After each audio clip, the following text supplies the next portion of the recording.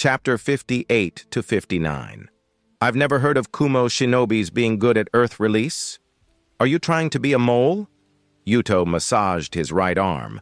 Ryun's steel became as hard as iron once chakra was infused, but the fierce blow still penetrated his skin and bones, leaving his entire arm numb, fingers trembling.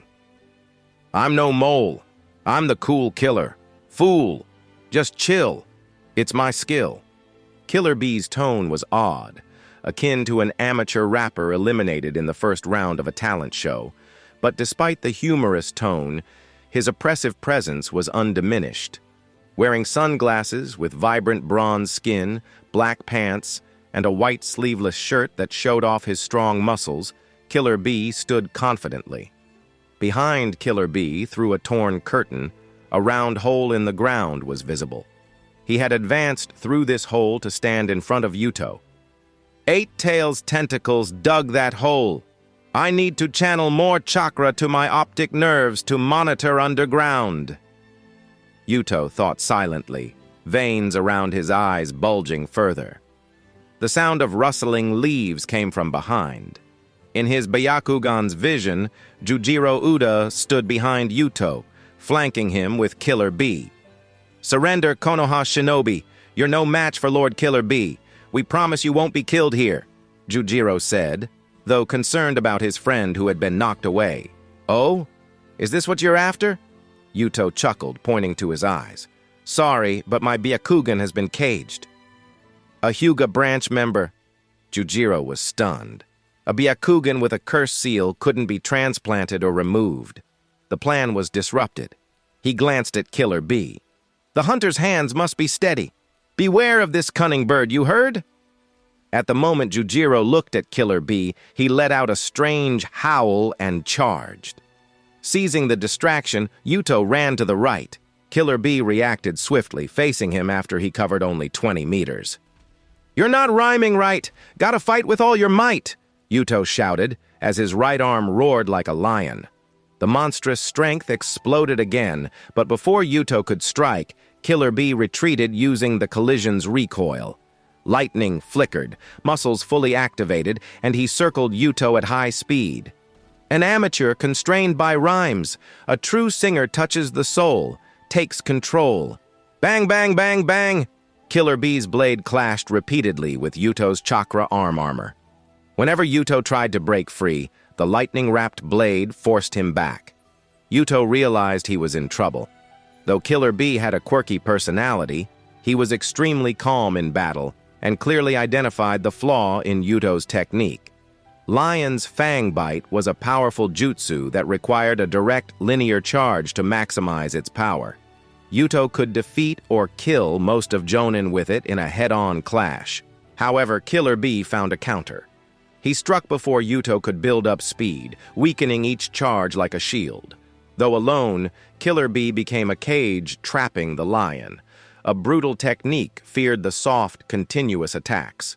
But Yuto, a headstrong shinobi, had already prepared a counter-strategy. Stopping mid-retreat, he didn't charge again. Instead, he raised his right arm. The roaring arm armor changed. The chakra flow reset, and the lion's fangs dulled, transforming into a giant hammer. Boom! Yuto smashed his fist into the ground. Losing the fang's explosive speed and impact, he gained even greater brute force. Lion's Fang Bite, Earth Slam. The ground within 100 meters upheaved. Large rocks flew into the sky, dust surged, trees snapped, and the terrain was utterly destroyed. There's space. Yuto felt joy, using the body flicker technique to dash forward. Suddenly, the ground split beneath him. 2 octopus tentacles shot up, binding Yuto with incredible speed.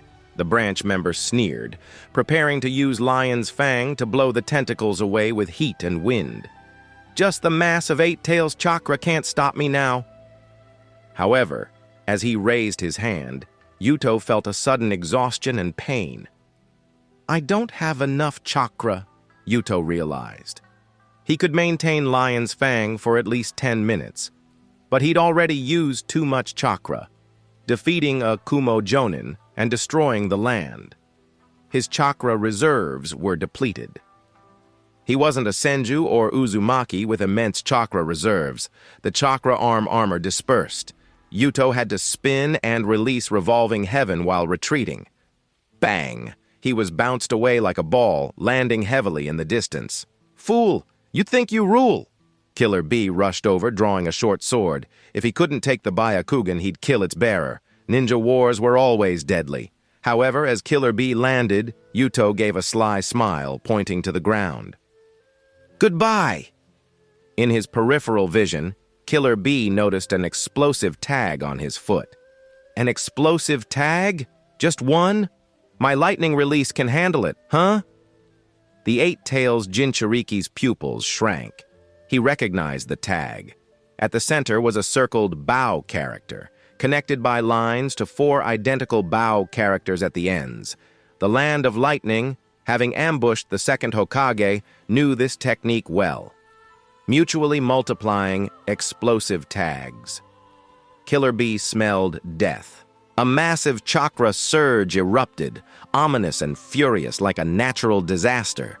Killer Bee roared, covering himself in the Eight-Tails chakra cloak to withstand the powerful attack. 1 second, 2 seconds, 3 seconds. Many seconds passed, and nothing happened. Killer Bee looked at the tag, ripping it off with tailed beast chakra. There was no reaction, no summoning marks for a chain explosion. "I've been tricked. This is sick." Killer Bee dispelled the Eight-Tails cloak. "Fool! Now my brother will scold me again 'cause I didn't bring the pain," he muttered, a bit dejected. "Indeed, it didn't rhyme." TN. I had fun translating Killer Bee's dialogues. Somewhere in the land of frost, an inconspicuous mountain hollow, Yuto hid in a freshly dug tunnel. The tunnel was deep, with traps set at both the entrance and exit. It was close to a water source, and the loose soil was ideal for further digging, making it a textbook temporary shelter. The boy lay deep in the tunnel, panting heavily. His right arm still ached. The initial slash had actually reached the bone, and Yuto had fought through the pain against a formidable enemy, so escaping was a stroke of luck. Now he didn't even have the chakra to perform medical ninjutsu, so he could only lie on the ground, gulp down fresh water, eat a few soldier pills, and wait for his chakra and stamina to recover. Killer Bee. He's a monster. Yuto muttered to himself, feeling a chill. Aside from his training with Tsunade and Shizune, this was his first encounter with an opponent of this caliber. A body as tough as steel, perfectly honed taijutsu, extensive combat experience, an unyielding will, excellent situational judgment, and the beast sealed within him, a natural disaster. By the age of 17, Killer Bee was already as strong as a Kage. Jinchuriki have this kind of advantage. Fighting against their tailed beast's power, an ordinary jonin would be defeated instantly. Moreover, even without the Eight-Tails, Killer Bee's strength was above Yuto's. Throughout the battle, Killer Bee hadn't even used his full strength, not employing his most potent taijutsu, the lariat. In the end, Yuto had to throw out the unmastered A-rank jutsu, mutually multiplying explosive tags, to intimidate him, seizing the opportunity to escape. Escaping in one piece was already a big win for Yuto. The worst-case scenario he'd envisioned was being killed on the spot by Killer Bee, becoming a casualty in the early stages of the Third Shinobi World War. I wonder if dying now means I'd be resurrected with impure world reincarnation in the Fourth War. Yuto mused bitterly, pulling out a special explosive tag from his pocket. Multiplying explosive tags, this was what Hiruzan Sarutobi had given him as a promotion to Jonin reward.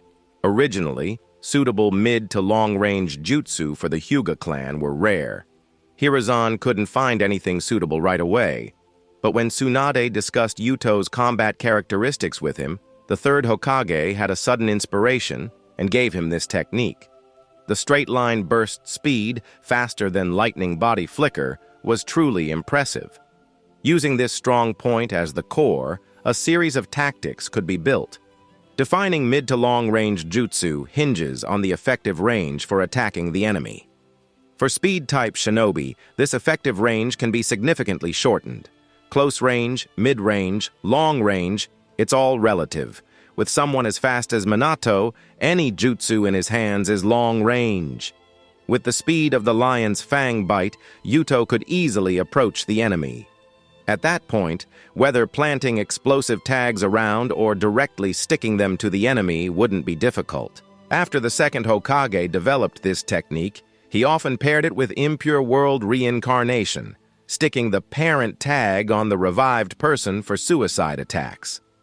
In his past life, Yuto thought this attack method seemed foolish when he read the manga. But after transmigrating, he found his method of using multiplying explosive tags even less clever, simply holding it and charging forward. Of course, this was just the current attack method. Yuto had been pondering more usage scenarios and jutsu combinations these past few days. He valued this technique highly. Multiplying explosive tags seemed unremarkable at first glance, but were actually powerful. Its core is the automatic summoning jutsu. One explosive tag explodes, summoning 4 more. 4 explode, summoning 16, multiplying instantly until all prepared tags are used up. In the blink of an eye, thousands of explosive tags are summoned, with endless explosions that are hard to escape.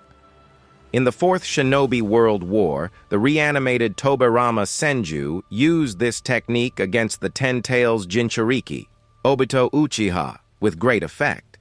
The box of explosive tags Tsunade gave Yuto before parting was to support his training with this technique. Although the Branch family boy hadn't mastered it yet, he had a few special tags in his pocket, which came in handy today to bluff Killer Bee. Fortunately, he fought Kumo Shinobi. If it were Kirigakure or Iwagakure, they might not have recognized it. After lying on the ground for a long time, Yuto felt his chakra had recovered significantly. Leaning against the rock wall, he used medical ninjutsu to heal his body. This is where the advantage of mastering medical ninjutsu showed. Ordinary shinobi could only pathetically stick medical patches on themselves, while Yuto could heal himself, greatly improving his survival chances. The power of medical ninjutsu permeated his skin and deeper. Since it was his own chakra, the healing was more effective. Dead tissue was removed, new cells grew rapidly, and injured bones hardened again. Next time I see Killer Bee, I better run quickly. Feeling almost recovered, Yuto stood up, trying to move his right arm. This battle made him clearly realize his current combat strength. One-on-one, using only gentle fist, chakra-enhanced strength, and Byakugan, he was at Jonin level. Using Lion's Fang Bite for a frontal straight-line assault, if the enemy chose to confront head-on, even a Jonin might not withstand it and could be killed on the spot. However, as they say, a shinobi's intelligence is a matter of life and death. As the war progressed, his fierce assault tactics would draw more attention, and strategies against him would become more refined, with ambush and attrition tactics being predictable responses. Although Lion's Fang Bite is incredibly fast, it's not a space-time jutsu, not so fast that no one can handle it. Multiplying explosive tags with its infinite explosions is a deadly move, best used unexpectedly. Mastering it is a great addition, but not a game-changer. More power must be harnessed and combined to challenge higher-level opponents. The road ahead is long, Yuto sighed, rubbing his forehead protector in the dim underground. Today was the 3rd day since he left the advance unit. Judging by Minato's marching speed, they should reach the border of the Land of Hot Water and the Land of Frost by nightfall. Kumo's speed should be similar. If Killer Bee was here, could the renowned son of the 3rd Raikage be far behind? A confrontation was inevitable. Heh. Yuto checked the tunnel with his Byakugan, ensuring there were no oversights before leaving for the surface. He glanced at the sky. The sun was high, suggesting some time before the battle erupted. He could rest for another 2 hours, eat something, and recharge. Licking his lips, Yuto prepared himself.